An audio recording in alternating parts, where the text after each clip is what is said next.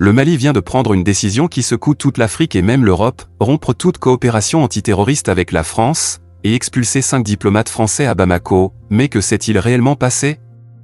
Pourquoi maintenant? Et surtout, quelles conséquences pour l'avenir du pays et de la région? Aujourd'hui, on plonge ensemble dans cette histoire brûlante.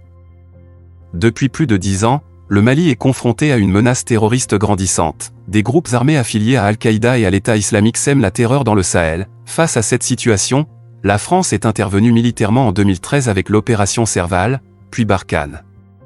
Mais malgré des années de coopération, la violence continue et la population malienne se sent toujours en danger. Le 17 septembre 2025, tout bascule, le ministère malien des Affaires étrangères annonce officiellement la fin de toute coopération antiterroriste avec la France, et comme pour sceller cette décision, 5 diplomates français sont expulsés de Bamako, un signal clair, le Mali tourne une page de son histoire. Pourquoi rompre une alliance si importante? Certains disent que le gouvernement malien cherche à affirmer son indépendance, à se libérer d'une influence étrangère trop pesante. D'autres soulignent un climat de méfiance croissant entre Paris et Bamako, nourri par des désaccords politiques et militaires. Pour le Mali, cette rupture est une manière de reprendre son destin en main.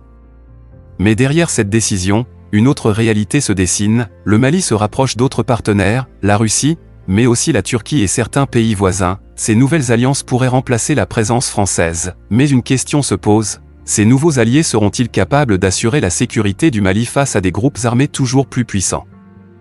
Sans coopération avec la France, le Mali est-il plus vulnérable? La lutte antiterroriste nécessite des moyens technologiques, des renseignements, une logistique avancée. Or, la France a porté une partie de cette expertise. Certains craignent que les attaques s'intensifient, mettant en danger des milliers de civils. D'autres, au contraire, estiment que c'est une chance pour développer une sécurité plus nationale, plus souveraine.